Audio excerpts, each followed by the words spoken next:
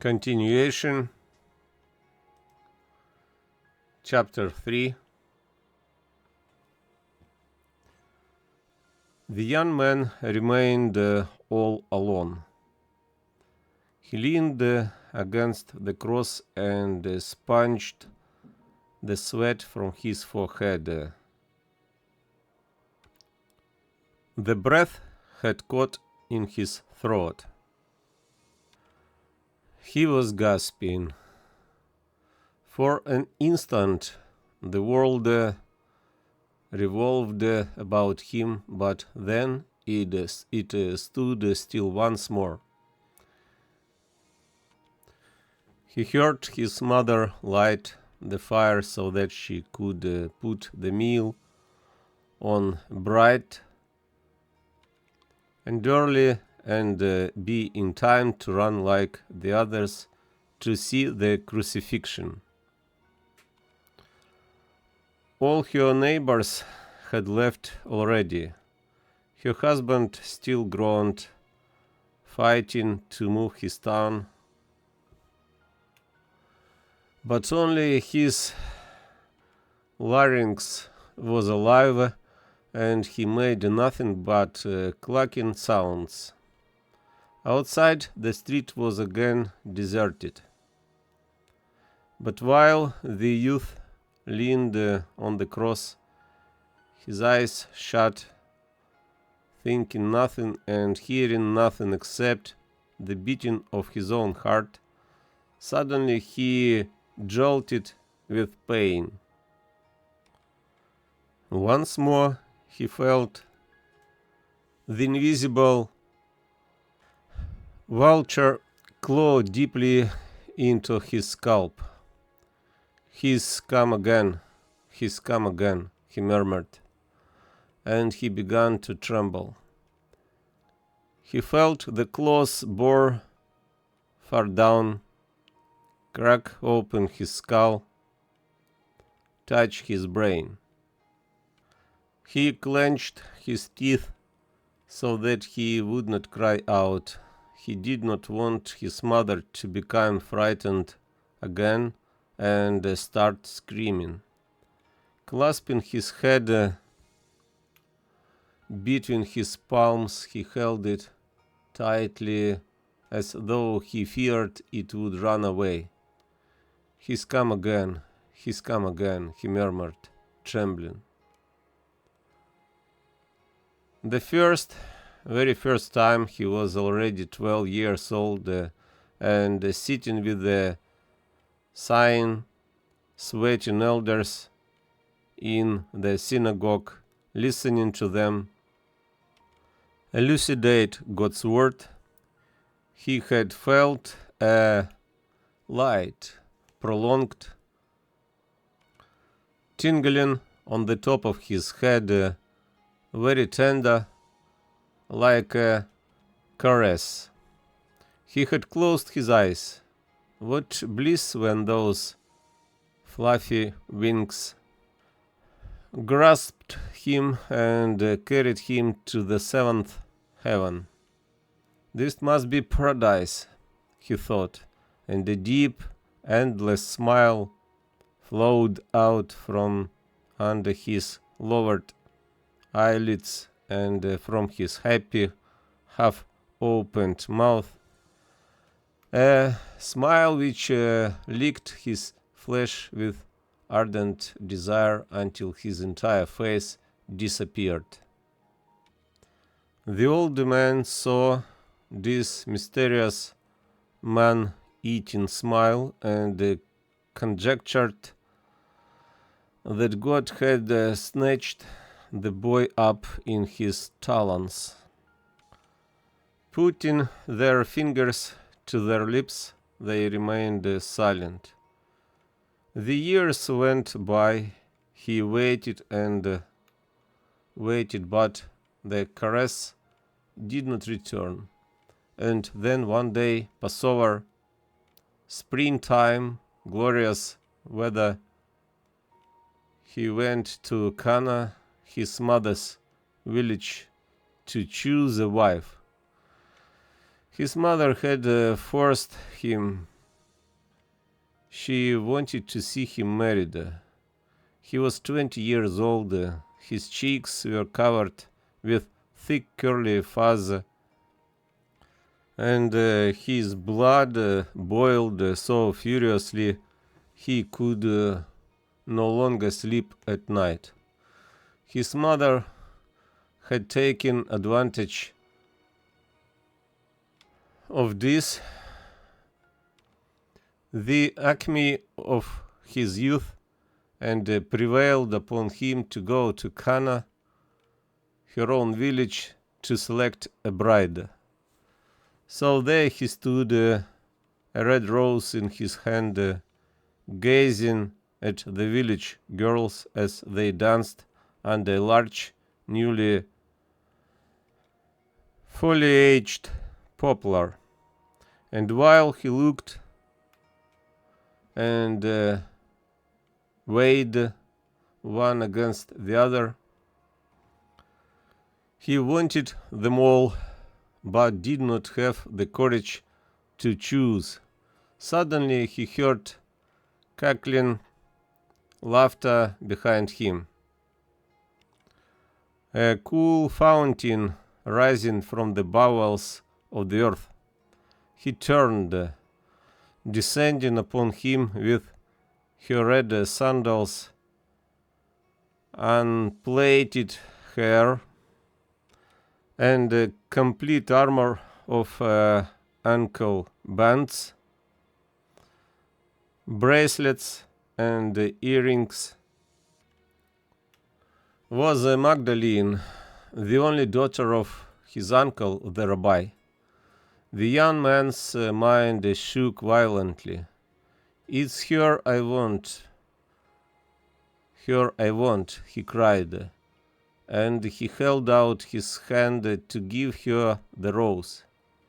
But as he did so, 10 claws nailed themselves into his head, and 2 frenzied wings beat above him, tightly covering his temples.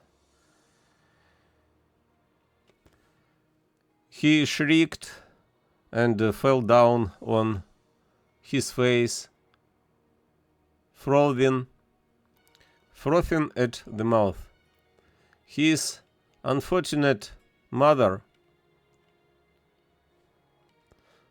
writhing with shame, had to throw her kerchief over his head, lift him up in her arms, and depart. From the time on, he was completely lost. It came when the moon was full, and he roamed the fields, or during his sleep in the silence of the night, and most often in springtime, when the whole world was in bloom and fragrant. At every opportunity he had to be happy, to taste the simplest human joys, to eat, sleep, to mix with his friends and laugh, to encounter a girl on the street and think, "I like her." The 10 claws immediately nailed themselves down into him, and his desire vanished. But never before this daybreak had they fallen on him with such ferocity. He rolled himself up under his workbench and buried his head in his breast, remaining this way for a long time.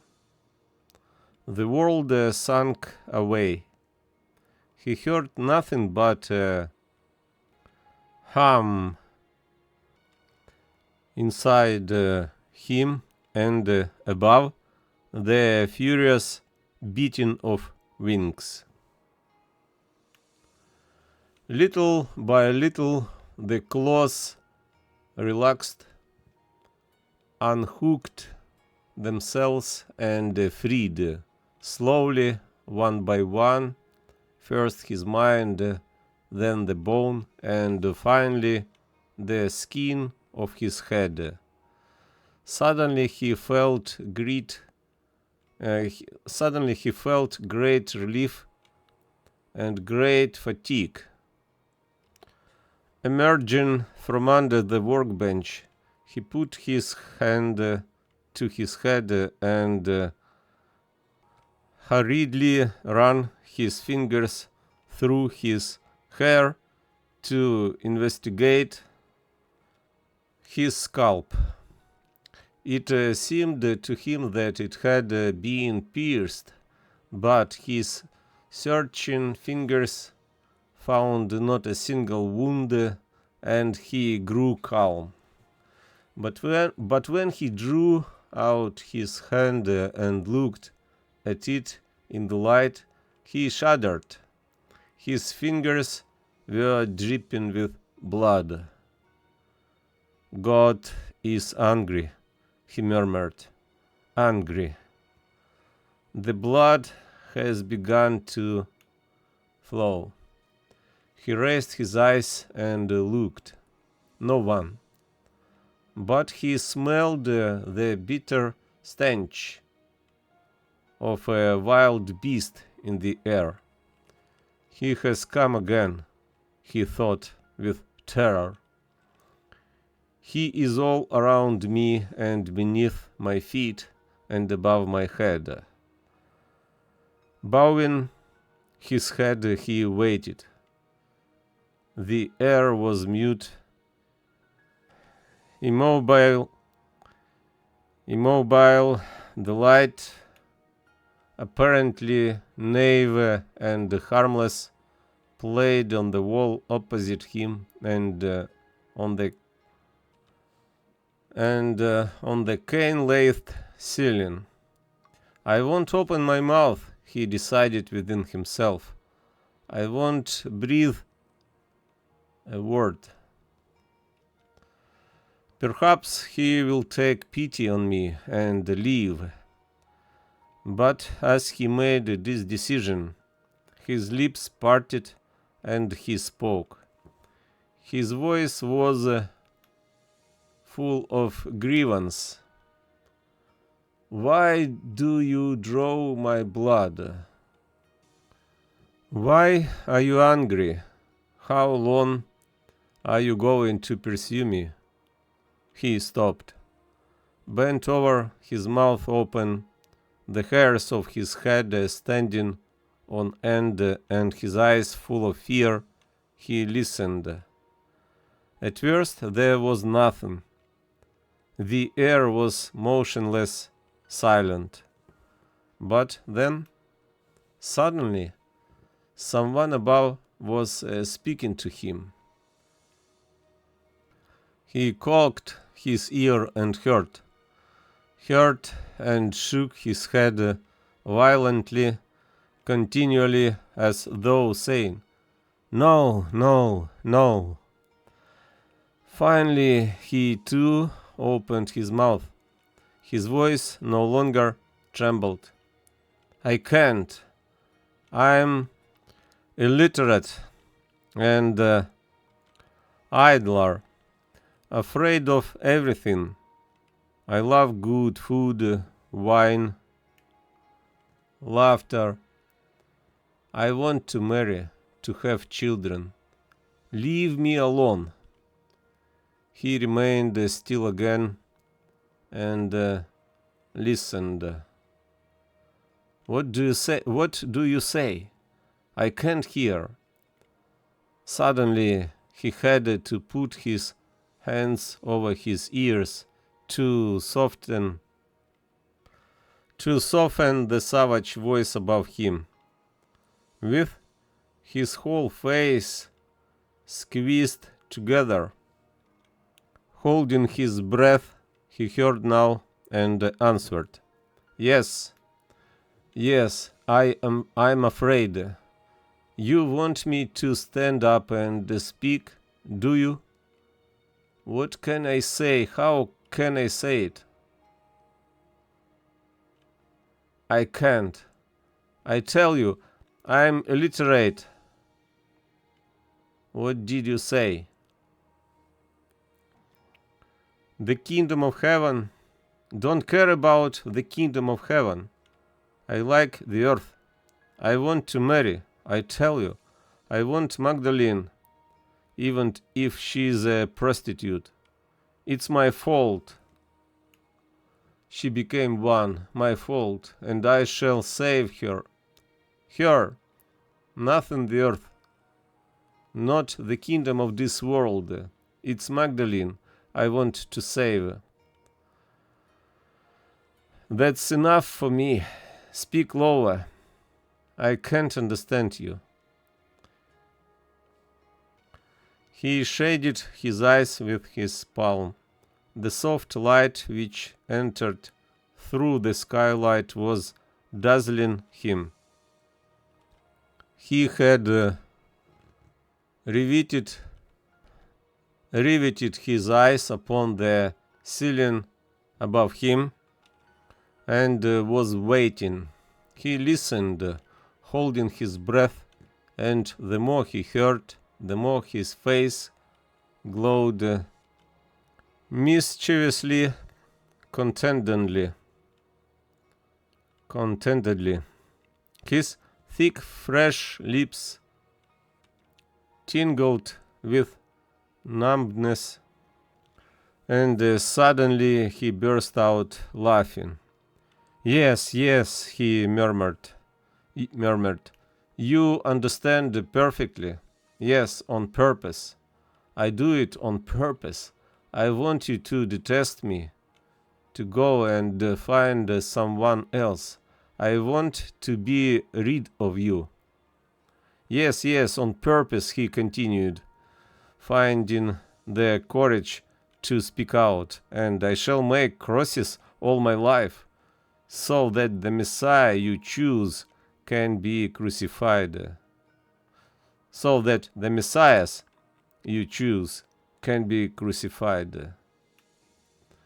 This said, he unhooked the nail-studded strap from its place on the wall and belted it around him. He looked at the skylight. The sun had at last risen high.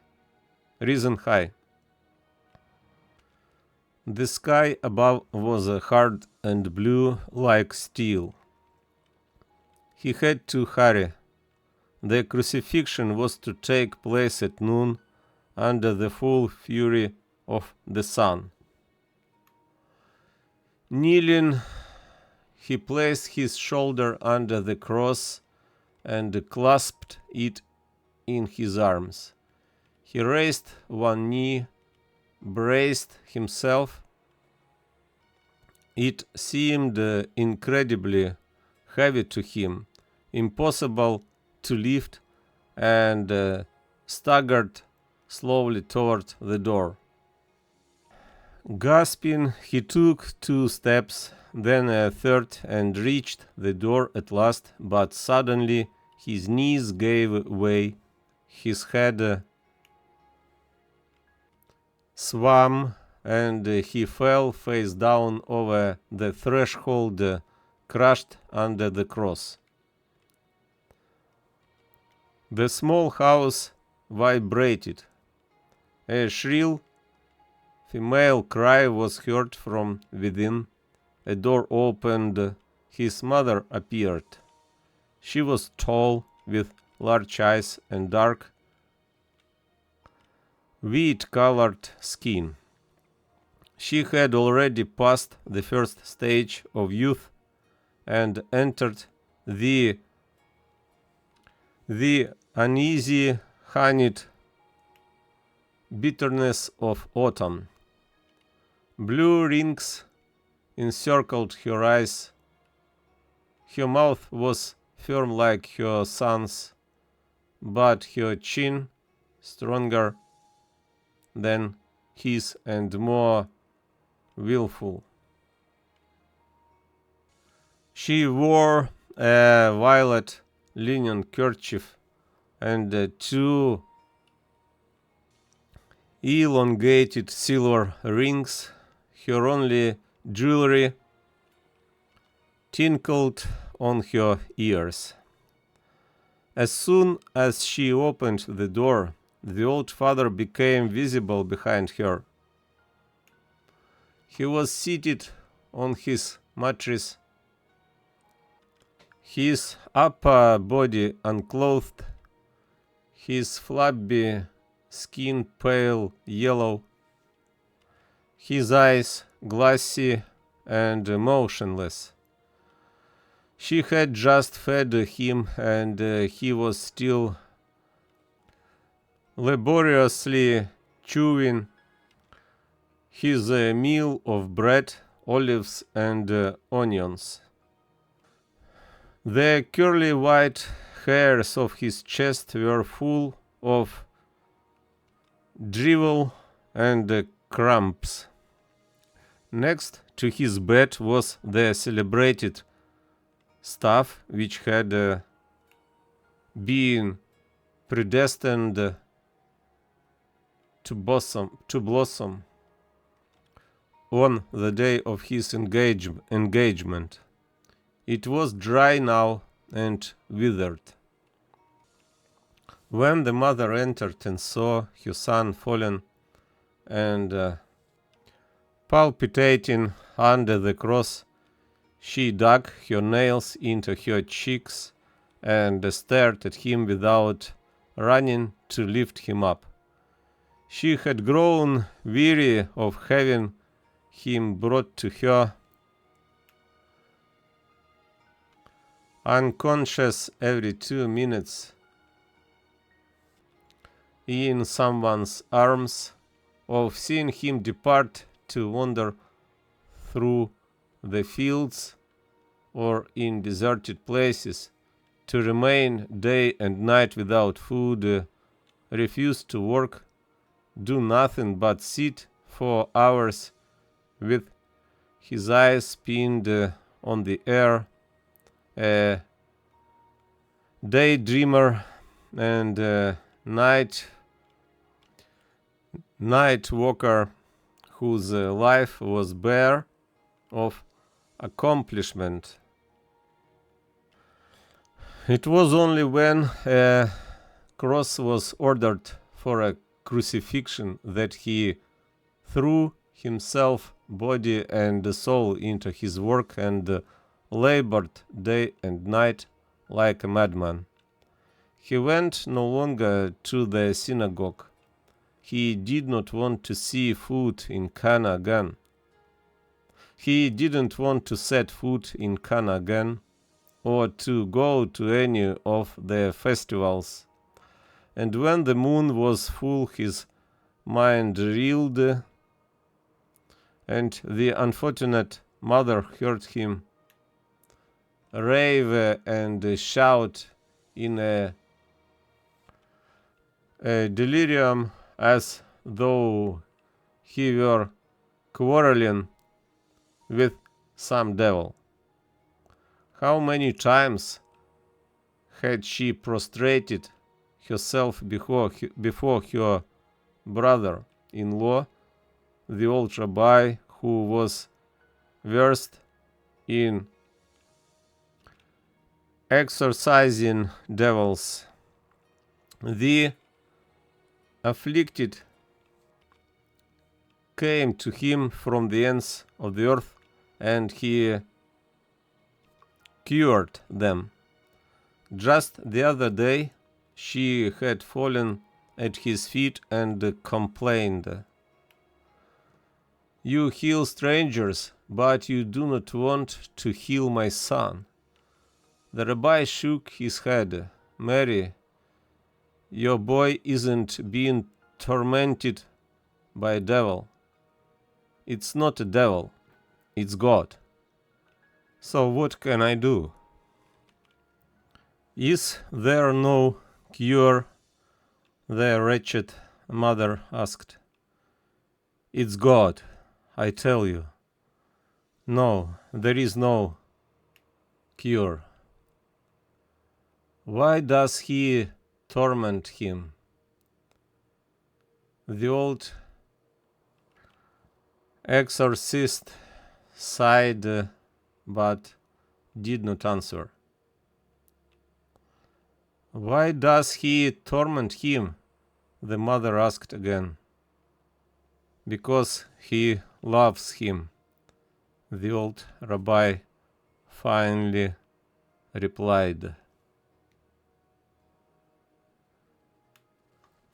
Mary looked at him, startled.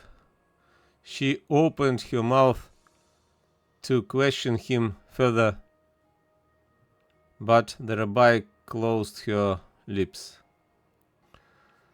Do not ask, he said to her. Such is the law of God.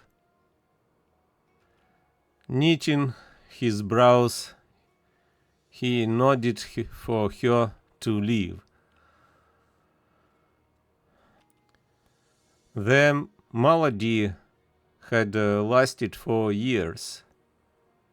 Mary, even though she was a mother, had grown weary at last, and now that she saw her son fallen face down over the threshold with the blood oozing from his forehead, she did not budge. She only sighed from the bottom of her heart. Sighed, however, not for her son, but for her own fate. She had been so unfortunate in her life, unfortunate in her husband, unfortunate in her son. She had been widowed before she married, was a mother without possessing a child, and now she was growing older. The white hairs multiplied every day, and yet she had never known what it was to be young, had never felt the warmth of her husband, the sweetness and the pride of being a wife and mother. Her eyes had finally been drained dry. Whatever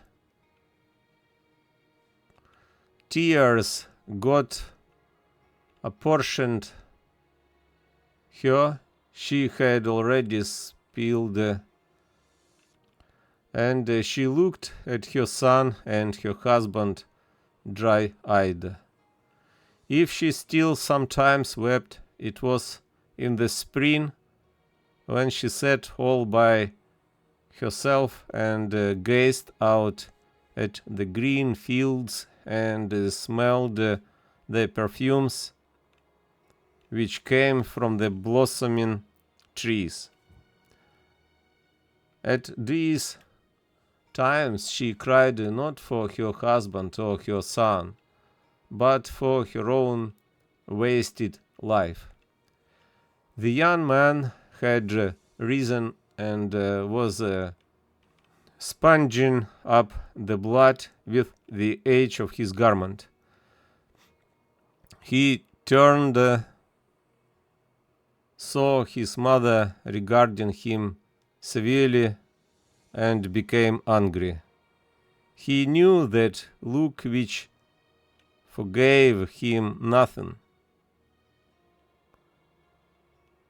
Knew those compressed, embittered lips. He could stand it no longer. He too had become weary in this house with the decrepit paralytic the inconsolable mother and their daily servile admonitions: eat, work, get married, eat, work, get married. His mother parted her compressed lips. Jesus, she said reprovingly, who were you quarreling with again early this morning? The son bit his lips so that an unkind word would not escape them. He opened the door. The son entered, and also a scorching, dust-laden wind from the desert. Without speaking, he brushed the sweat and blood from his forehead, put his shoulders in place once more, and lifted the cross. His mother's hair had poured out down to her shoulder blades. She ran her hands over it, gathered it together under her kerchief, and took a step toward her son. But as soon as she saw him clearly in the light, she quivered with astonishment. How incessantly his face changed, how it flowed like water. Each day she saw him for the first time, found an unknown light on his forehead, in his eyes and mouth, a smile sometimes happy, sometimes full of affliction, a gluttonous luster which licked his forehead, chin, neck, and devoured him.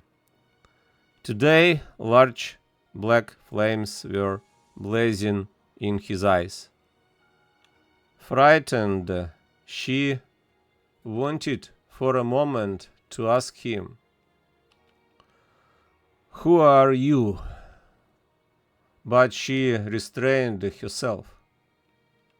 "My boy," she said with trembling lips. She remained quiet, waiting to see if this grown man was truly her son. Would he turn to look at her, to speak to her? He did not turn. Giving a heave, he adjusted the cross on his back and, walking steadily now, strode out of the house.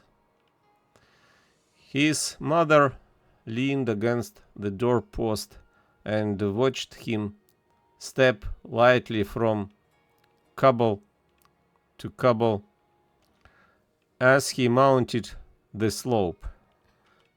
The Lord only knew where he found such strength.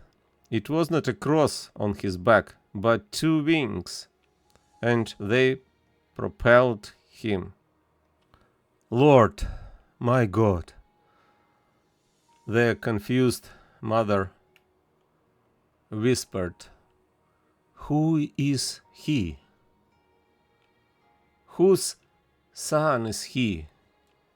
He doesn't resemble his father. He doesn't resemble anyone. Every day he changes. He isn't one person. He's many. Oh, my mind is upside down." She remembered one afternoon when she was in the small courtyard next to the well, holding him to her breast. It was summer, and the vine arbor above her was heavy with grapes. While the newborn nursed, she fell into a deep sleep, but not before she was able to see, in the space of an instant, a limitless dream.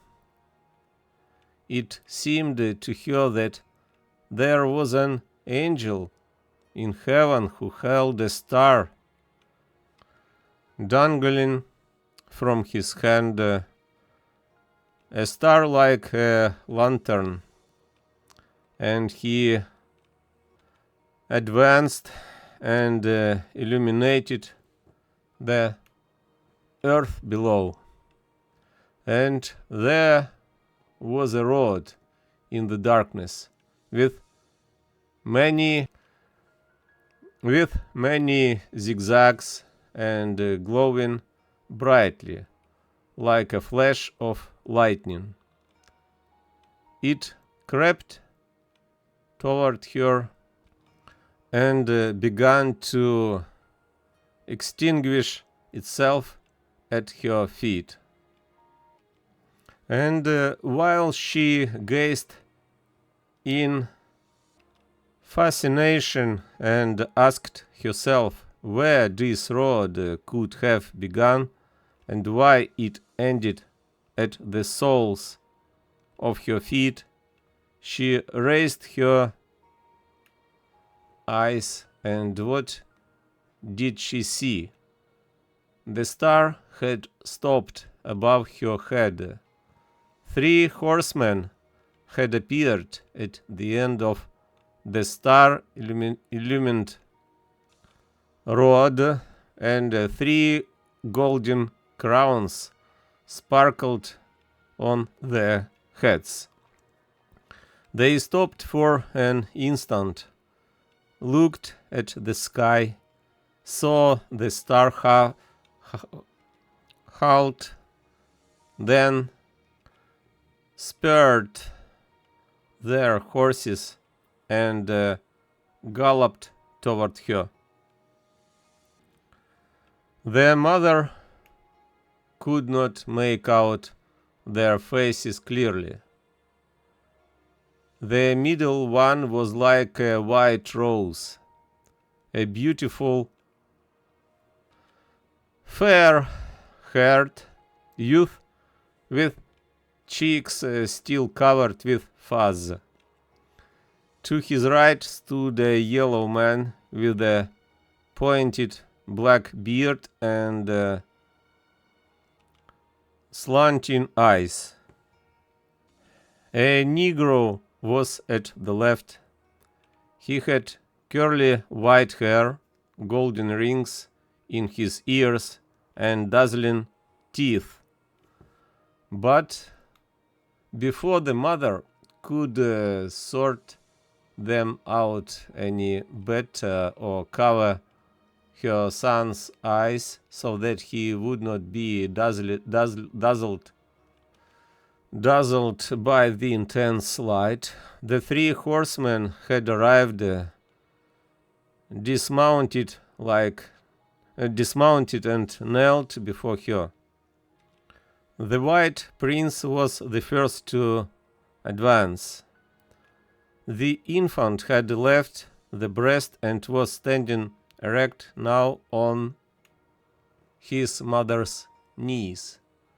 The prince took off his crown and laid it humbly at the baby's feet. Next, the Negro slid forward on his knees, removed a fistful of emeralds and rubies from beneath his shirt and spread them with great tenderness over the tiny head. Lastly, the yellow man held out his hand and placed an armful of long peacock feathers at the child's feet for him to play with. The baby looked at all three of the men and smiled at them, but did not put out his tiny hands to touch their presents. Suddenly the three kings vanished, and a young shepherd appeared, dressed in sheepskins and holding a tureen of warm milk between his hands. As soon as the infant saw the milk, he danced upon his mother's knees, bent his little face down into the tureen, and began to drink the milk insatiably happily. Leaning against the door-post, the mother recalled the limitless dream and sighed. What hopes this only son had given her! What wonders the sorcerers had prophesied for him! Had not the old rabbi himself gazed at him, opened the scriptures, read the prophets over the tiny head, and searched the infant's chest, eyes, even the soles of his feet, to find a sign? But alas, as time went on, her hopes withered and fell. Her son had chosen an evil road, a road which led him further and further from the ways of man. She secured her kerchief tightly and bolted the door. Then she too began to mount the hill. She was going to see the crucifixion, to make the time go by. To be continued.